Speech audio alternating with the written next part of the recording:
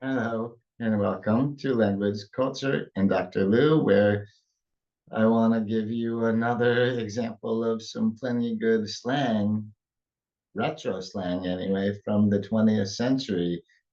And so that's why I've got in the title on this slide, 20th century slang was the cat's meow, because there's a lot of good stuff from back then. And by the way, if you enjoy reminiscing about retro slang, things that you used to hear all the time among baby boomers or Generation Xers, but you rarely hear anymore, you might want to check out my other video.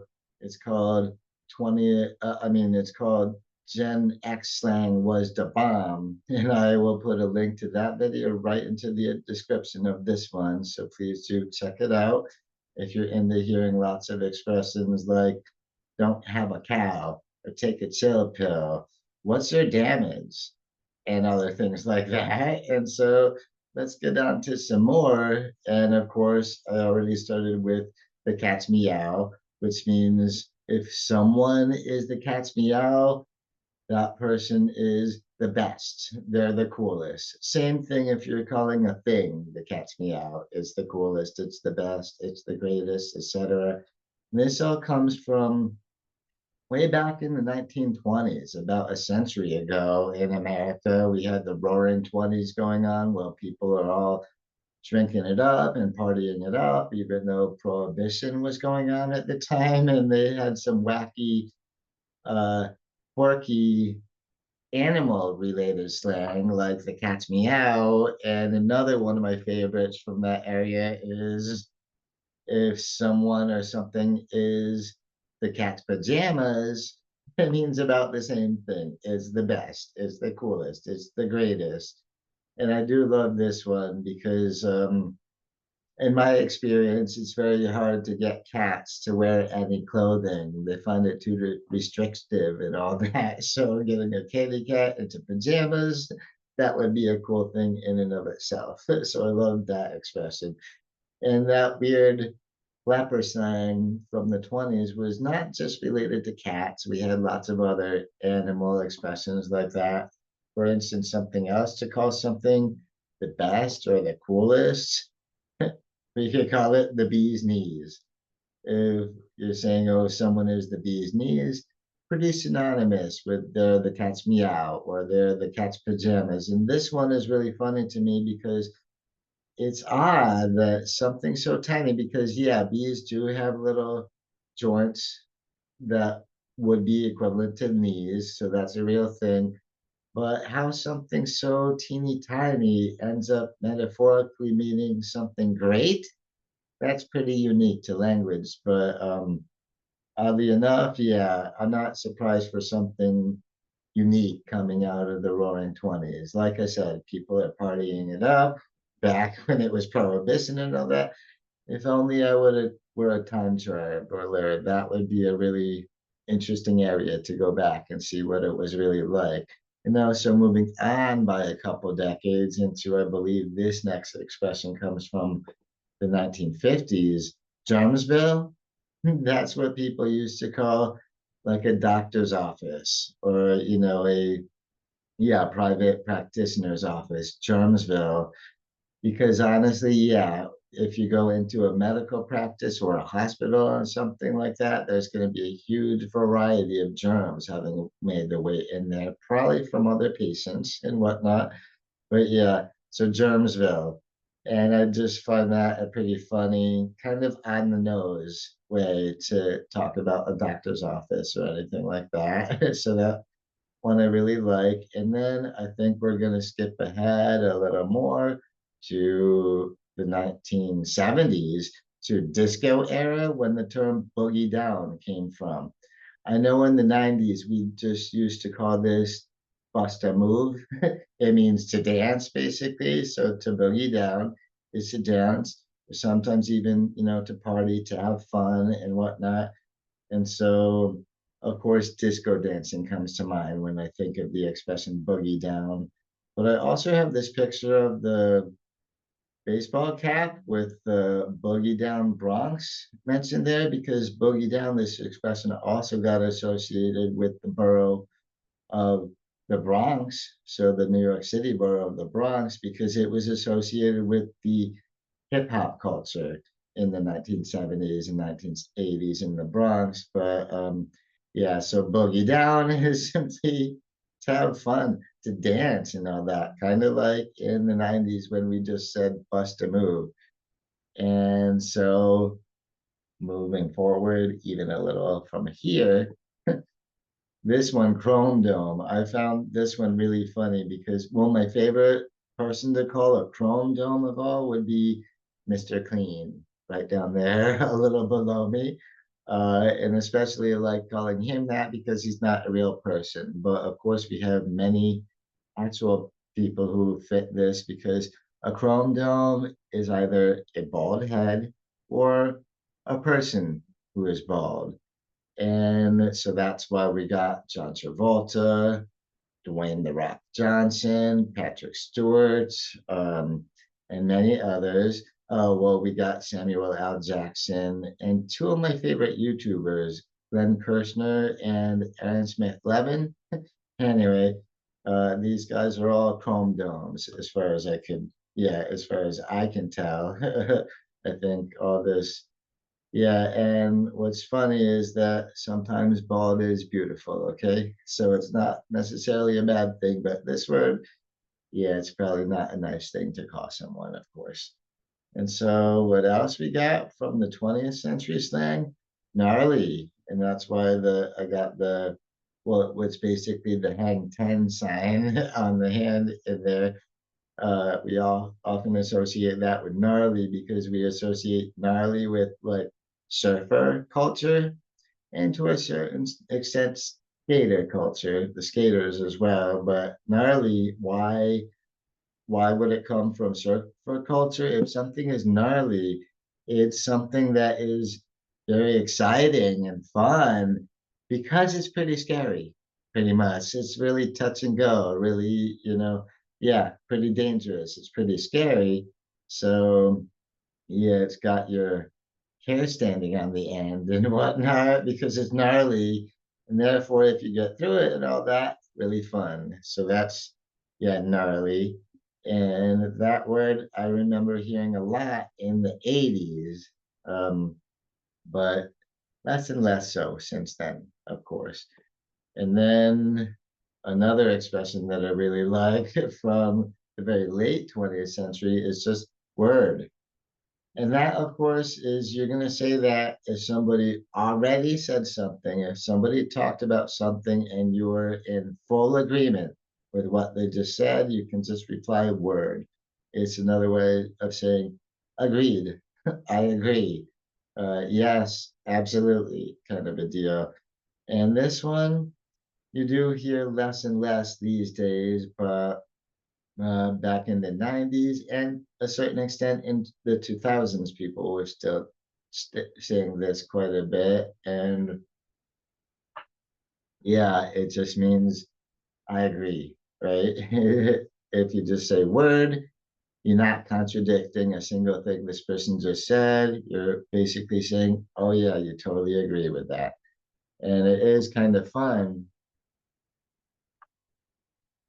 to well to use plenty of different expressions to express agreement so you just don't always have to say agreed. So word is pretty fun that way. And now beyond that we got stoked. This is a word I also remember I used to hear a lot more in the 80s and 90s. If someone is stoked, they're really happy about and excited about something.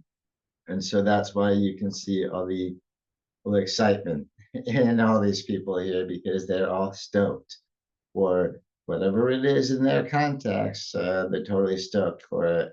So they're really excited and really happy about it. And so that word, I think I still do hear every once in a while from people. It is, maybe a little old timey, but I think still in pretty current use. Unlike some of the ones I have there. I mean, when's the last time you heard somebody call anything or anybody the bee's knees, right? Anyway, and so a lot of these are words that were said a lot in the 20th century and we don't say anymore. A few of them are stuck around to a certain extent, like stoked. And this one is also from a much later point in the 20th century. If we say that someone is all that and a bag of chips, or we could even call some experience, oh, all that and the bag of chips, it means it was great. It was awesome. It was the best. And I do remember in the 90s hearing people hit on people saying, oh, you're all that and a bag of chips. And I don't know, I always found that a little tacky, but hey, just because it's not my thing doesn't mean it's not good, fun thing for other people too. So yeah, why not? Maybe if you want to use it. But going back to way earlier 20th century, saying that somebody is all that and a bag of chips is kind of the exact same as calling them the cat's meow or the cat's pajamas, right? All really funny ways of putting this. That's what makes them slangy because that's what makes them idioms. And then now getting still, this is also from the 90s. And of course, this came to us from Wayne's World. And I don't know if you all remember this, but there used to be this big thing where you say something really sarcastic and then you underscore the sarcasm of it all, of the statement you just made by saying not at the end. Like, oh, yeah, I just absolutely love when I have to get up early, bright and early in the morning to work on time. That just makes my day. Not or something like that. It's a fun way to just underscore that, by the way, what I just said, total sarcasm. Anyway, and yeah, and this was also a good scene from Wayne's World. I do believe they're lip singing Bohemian Rhapsody right now in the scene, so good times as well. And that I'm not being sarcastic about.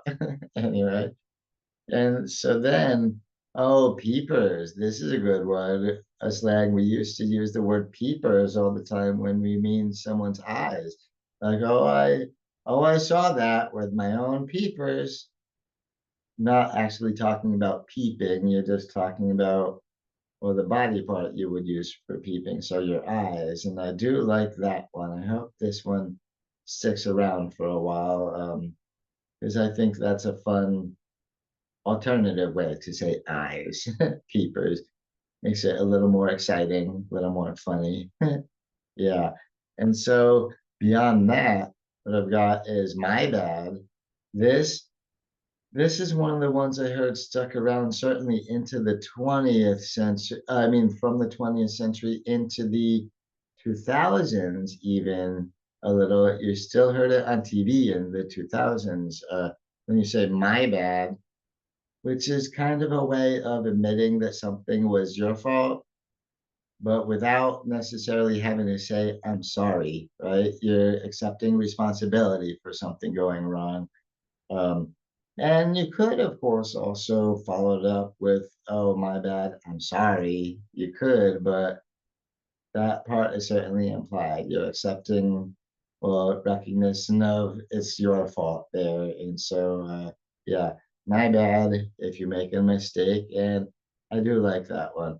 And I hope that one will stick around much longer. Like I said, you still heard it on TV in the 2000s. So maybe this has a chance of making it a little longer than some of the rest of them.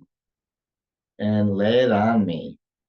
That, of course, is another way. We used to say this a lot more, a little less now, but when you say lay it on me, what you're saying is either what do you want to say and what do you want to tell me, or give me all the information. So you're pretty much okay. What do you want to say? Let's have it. Give me everything. Give me all the information. And that's why I think this would be a good thing for a lot of shrinks or other counselors to say, right? Mhm. Excuse me. And so this one, yeah, like I said, is pretty good for a shrink to say, lay it on me. And that I think is part of why talk therapy can often feel so cathartic, because you're really taking stuff that you've been thinking at least in the back of your mind and just laying it on someone else. It feels like a good release that way.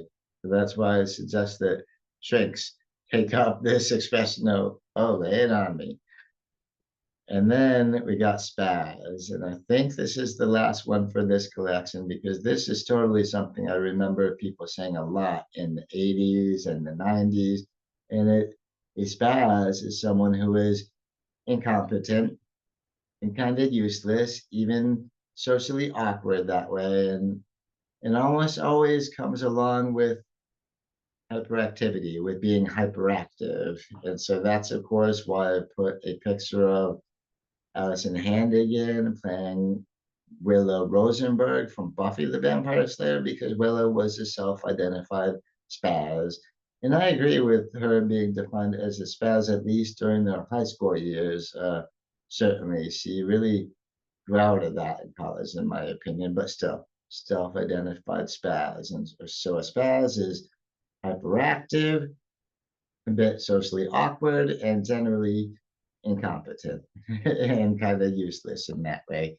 So yeah, I hope you enjoyed these 20th century slang words. And again, if you want to hear some more, plenty good expressions from retro slang from back then, check out the video in the description of this one, which is called Gen X Slang Was the Bomb. And you'll hear lots of good fun expressions there too. So please do give this video a thumbs up.